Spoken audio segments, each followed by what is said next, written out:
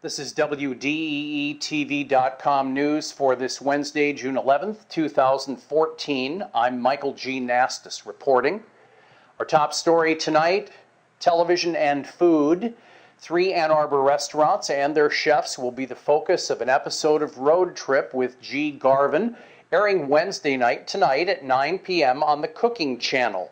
Road Trip with G. Garvin is in its 3rd season this year. The show chronicles chef, author, and television host Garvin's adventures as he travels across the country looking for Southern food in often unlikely places. This week's show focuses on Ann Arbor, where Garvin made fried chicken, macaroni, and cheese with James Beard Award-winning chef Alex Young at Zingerman's Roadhouse, fried a pig's head with Grange Kitchen and Bar chef Brandon Johns, and cooked up some barbecue with Ron's Roadside Barbecue, Ron Phillips, the chef. You can find out more information about the show, including recipes featured on the Ann Arbor episode, on the Cooking Channel or on your local listings. Coming up next, news about EMU's budget. This is WDEE TV.com.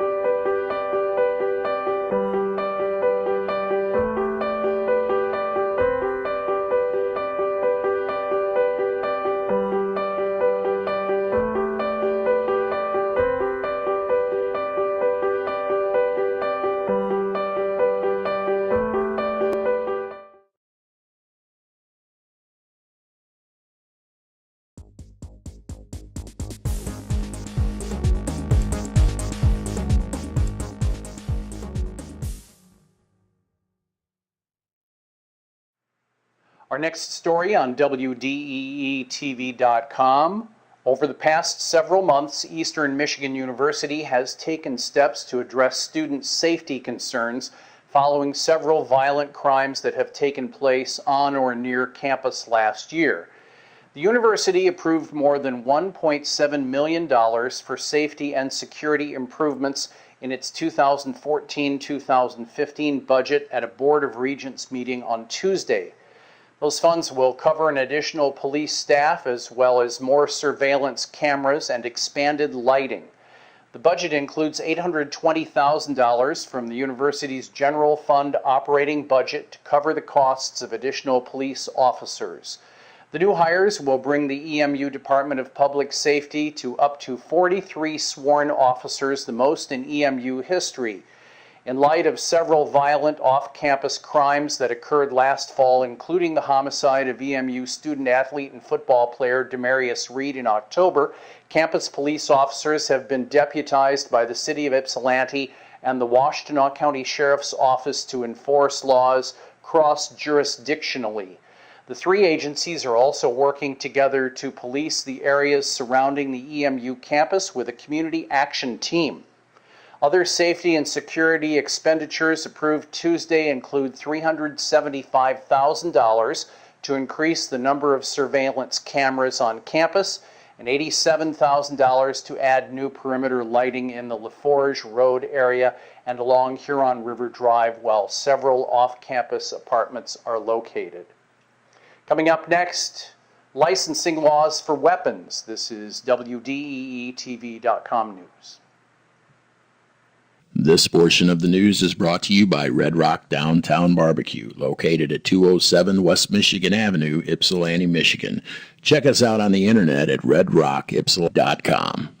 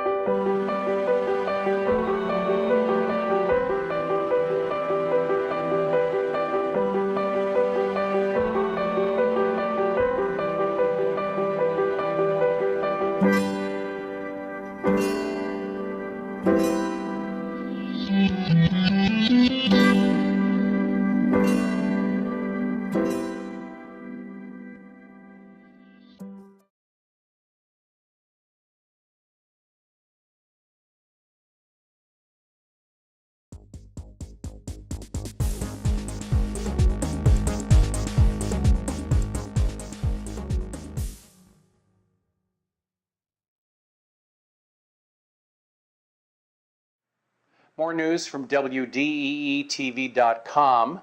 Michigan's Republican-led Senate on Tuesday approved legislation that would eliminate county gun boards, shifting responsibility for concealed pistol licensing to county clerks and background checks to the Michigan State Police. Senate Bill 789 would require the Michigan State Police to take responsibility for background investigations currently overseen by county boards and require county clerks to respond to any applications within 45 days after fingerprints are taken. It would also lower the CPL application fee from $105 to $90. Senate Democrats appeared to disagree. All 11 who were present for Tuesday's vote opposed the bill, which passed the upper chamber in a 24-13 vote and now heads to the State House for further consideration. State police also opposed the bill during committee testimony earlier this year, suggesting it would have to dedicate at least one full-time employee in each post in order to investigate an estimated 90,000 CPL applicants a year. Fees would not fully cover the $8.4 million cost for 58 full-time employees, according to MSP. The Michigan Coalition for Responsible Gun Owners and the National Rifle Association offered support for the legislation during a March hearing, with the former group noting that the current law does not provide penalties for county gun boards that take longer than 60 days to review concealed carry applications. Also Tuesday, the House and Senate gave final approval to a package that would keep gun records confidential and exempt from public disclosure laws. Those bills are headed to the governor's desk. Coming up, a story on National Testing Day here at WDEE TV.com, sharing Michigan with the world. This portion of the news is brought to you by the Wolverine Grill, located at 228 West Michigan Avenue, Ypsilanti, Michigan. Check us out on the internet at thewolverinegrill.com.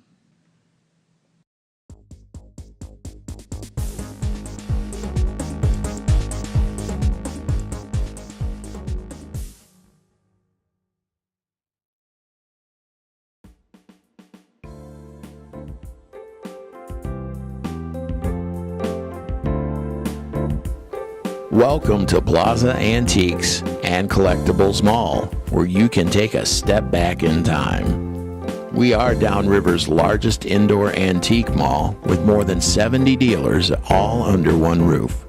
We offer a wide variety of antiques and collectibles at great prices. We're located at 2621 Dix Highway in Lincoln Park, Michigan. Our store hours are from Tuesday to Saturday, 10 a.m. to 6 p.m. On Sundays, 11 a.m. to 6 p.m. And we're closed Mondays. If you'd like more information, check us out on the internet at plazaantiquesmall.com.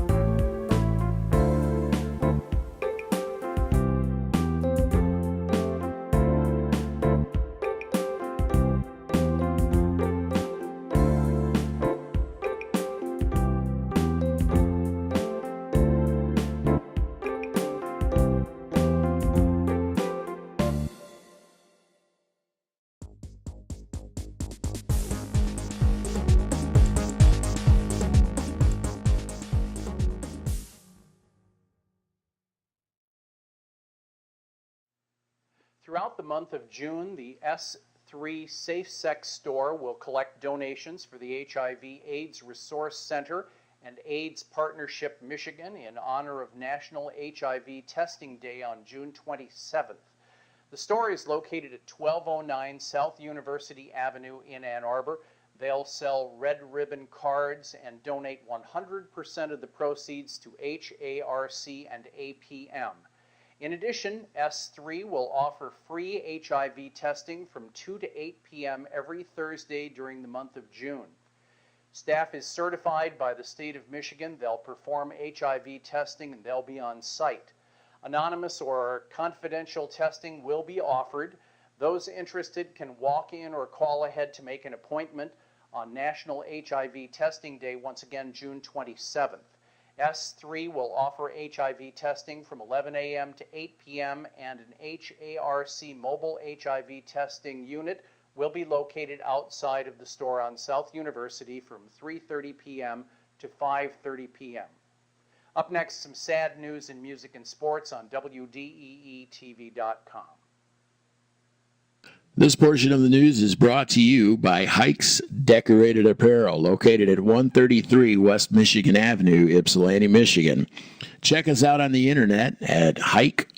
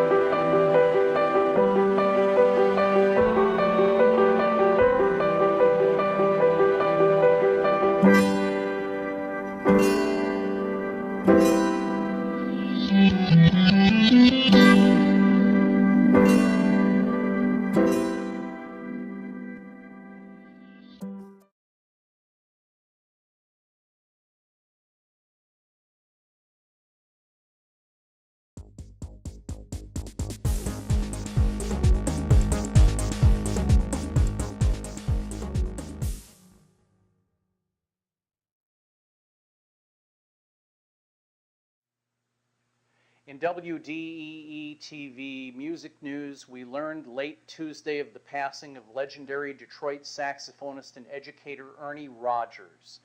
We'll have more information on one of the true giants of Motor City Jazz on tomorrow's WDEE TV.com newscast. Music on the Pond is underway in Brighton.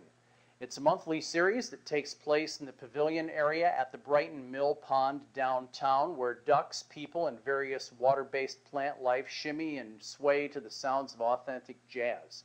It's produced by Downtown Brighton, the City of Brighton, and Cal and Whitney Stone of the production company Two Stones Events.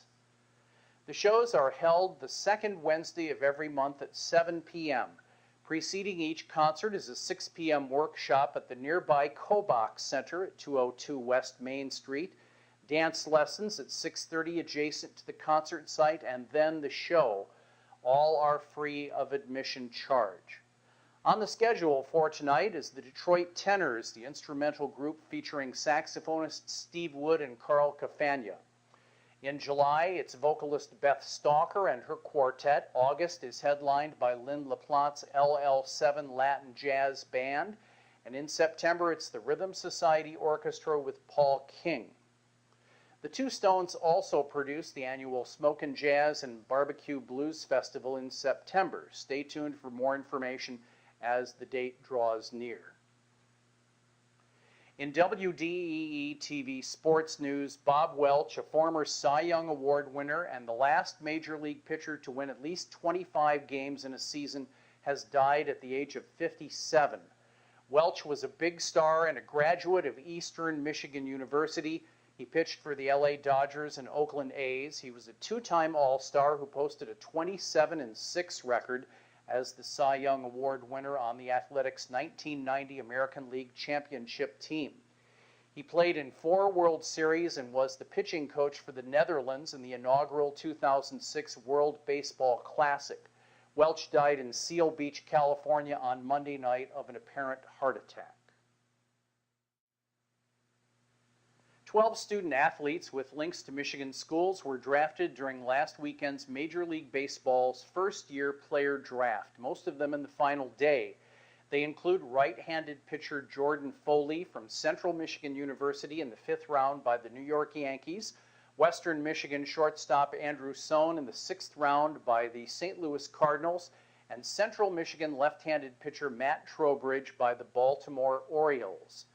James Bork of the University of Michigan was picked by the Washington Nationals in round 13. He's a right-handed pitcher. Michigan State outfielder Jimmy Pickens was taken in round 15 by the Cincinnati Reds.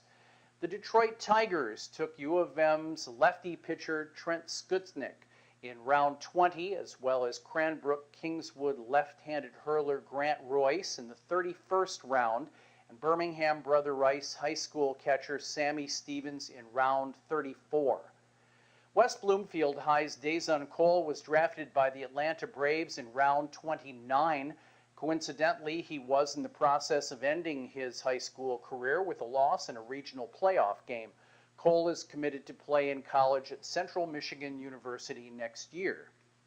And that's WDEE TV News for Wednesday, June 11th, 2014. I'm Michael G. Nastos reporting. So long, everybody.